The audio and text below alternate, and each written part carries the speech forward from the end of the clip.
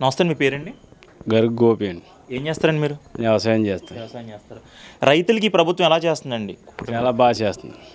ఏం చేస్తుందండి రైతులు? ధాన్యం కొనుగోలు విషయం ఎలా ఉన్నాయి అసలు? ధాన్యం కొనుగోలు విషయాలు అయితే నెంబర్ వన్గా చేసింది. ఎందుకంటే గత ప్రభుత్వంలో పోల్చుకుంటే ఈ ప్రభుత్వంలో చాలా బాగా మేలు చేసింది. ఆటోమేటిక్గా 12 గంటలు 24 గంటలు అన్నారు కానీ 12 గంటల్లో డబ్బు రైతుకి అందుబాటులోకి వచ్చేసింది. అలాగే కౌలు రైతుకి ఏంటి, ఎనందర్లకి ఏంటి, అంతా కూడా మంచిగానే జరిగింది ఇప్పుడు మట్టుకు ప్రజెంట్. తర్వాత నీళ్ళు విషయంలో ఏంటి, అన్నింటిలో కూడా ఇప్పుడు మట్టుకు ప్రజెంట్ అంతా బాగానే జరుగుతుంది. అదే కావాలని అనుకుంటున్నాం. గత ప్రభుత్వంలో అయితే ఏదో అదని ఇదని ఏదో చెప్పారు, అది జరగలేదు. ఇది ఏంటంటే ఇప్పుడు మట్టుకు మంచి చూస్తున్నాం కదండి, చూద్దాం ఎదరికి ఎలా ఉంటుంది అన్నది. అంటే కొనుగోలు విషయం ఎలా ఉందండి? సంచుల విషయంలో కానీ, మిల్లుకి సరఫరా చేసే దాంట్లో కానీ ఎలా ఉంది అసలు? గతంతో పోల్చుకుంటే ఇప్పుడు ఎలా ఉంది, గతంలో ఎలా ఉంది? గతంలో మీద చాలా బెటర్ అండి. గతంలోకి ఇప్పుడు అసలు పొంతం లేదు. ఎందుకంటే ఈ ప్రభుత్వంలో మనకంతా రైతువారి అంతా అందరూ కూడా, నన్ననే కాదు 10 మంది రైతులను అడిగినా కూడా ఆడే చెప్తాడు నిజం ఏంటన్నది. నిజం కావాలి కానీ అబద్ధం ఎందుకండి? అబద్ధం గురించి మనం నెతకలేం కదా, నిజం మాట్లాడుకోవాలి. నిజం గురించి అయితే మనం ఎక్కడికైనా నెతకక్కర్లేదు, ఆటోమేటిక్గా జనాలే చెప్పాలి. ఇప్పుడు జనాలు అయితే మటుకు మంచిగా జరిగింది.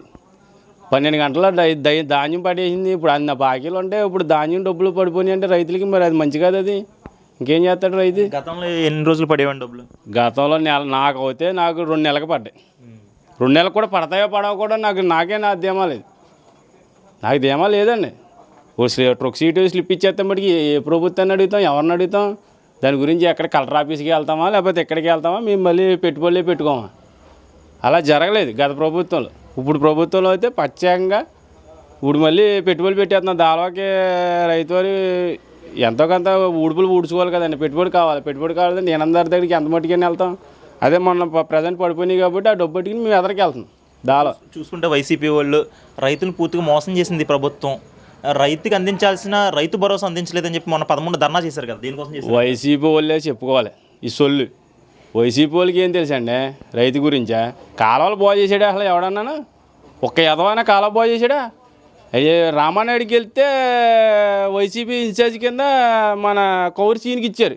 కౌరు సీన్కి నాది ఉంది, కాలువ బాగు చేసుకున్నది లైవ్ ఇస్తాను మీకు కాలితే. దానికి గత 5 సంవత్సరాల క్రితం నేను బాగు చేసి 4 సంవత్సరాల నుంచి కూడా ఎప్పుడు కూడా కాలువ దిగువకి ఎప్పుడు నీరు రాలేదు.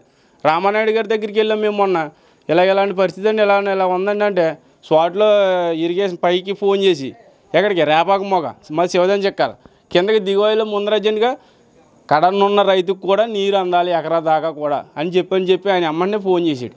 ఫోన్ చేసి ఆటోమేటిక్గా కాలువ ఎత్తించాడు. ఇప్పుడు ఇవాళ కాలువ చూడండి, నేను దిగువలో ఉన్నాను, ఎంత కాలువ నీరు అంత నీరు వస్తుందో.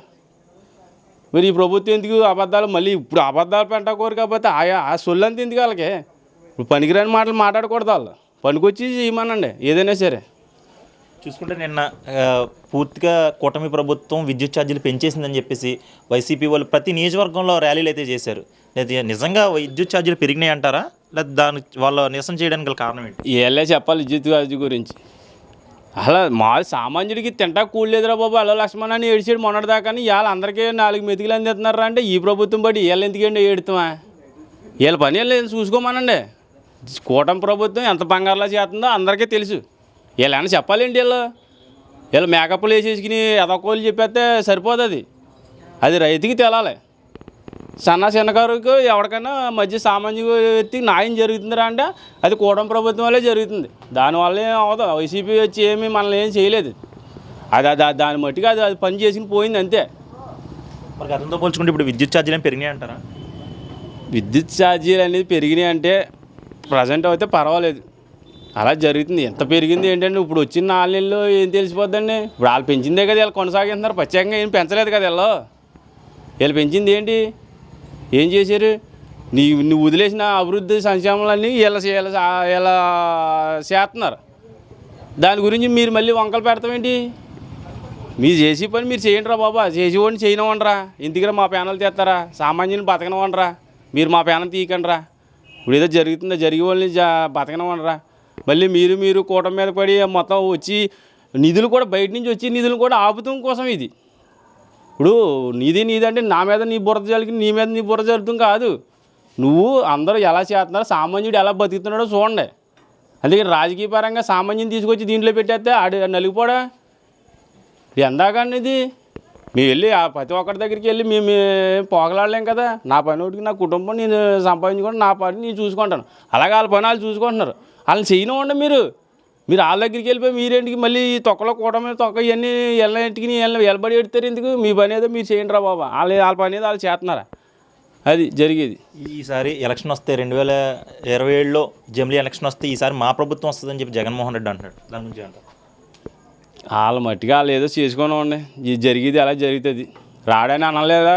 మొత్తం అంతా నాదే వస్తుంది అన్నాడు. 11 సీట్లకి ఆడి పని మీద అవ్వలేదా? అలాగే అవుతుంది. ఏమవుతుందో తర్వాత గతం కథ. ఇప్పుడు జరగపోయేది ఏంటో మనం చెప్పలేం.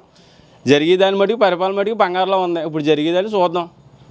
తర్వాత జనాలకే తెలుస్తుంది ఏం చేశారు ఏం చెందారు అన్నది. విద్యాశాఖ మంత్రి నారా లోకేష్ ఎలా చేస్తున్నారు? స్కూల్ పరిస్థితి ఎలా ఉందండి ఇప్పుడు? స్కూల్ పరిస్థితి అయితే ప్రజెంట్ బాగానే ఉందండి. ఇది వరకు అయితే ఏదో వాళ్ళు అన్నం తిన్నారా కిచిడి ఏంటి ఎంతసేపు చూసినా జగన్ గారు కిచిడి గురించే చెప్పేవాడు. ఇప్పుడు వాళ్ళు పరిపాలన బాగానే చేస్తున్నారు. స్కూల్ పిల్లలు పొద్దున్నే వెళ్తున్నారు. వాళ్ళ మట్టిగా వాళ్ళు ఏదో చదువుతున్నారు. మనం వెళ్ళి అన్నీ చూడలేం కదండి. ప్రజెంట్ అయితే వాళ్ళు కూడా బాగానే చేస్తున్నారు. అది పోలవరం పరిస్థితి ఎలా ఉందంటే గతంలో వాళ్ళు చెప్పేవారు 2020 కల్లా కంప్లీట్ చేస్తాం, 2021 కల్లా కంప్లీట్ చేస్తామని చెప్పారు పోలవరం ప్రాజెక్ట్. మరి ఈ ప్రభుత్వంలో అయినా పోలవరం ప్రాజెక్ట్ పూర్తి అవుతుంది అంటారు? అవుతుందని ఆశిస్తున్నామండి. మరి వీళ్ళు ఎంతవరకు చేశారన్నది మనకి తెలదు కదండి. గత ప్రభుత్వాలు ఏం చేశారన్నది మనకి తెలదు. ఇప్పుడు ప్రభుత్వంలో మట్టికి అయితే చేస్తానని అంటున్నారు. అది కూడా చూడాలి కదా. చూస్తేనే కదండి తెలిసేది. చూడకుండా మనం ఏం చెప్పలేం.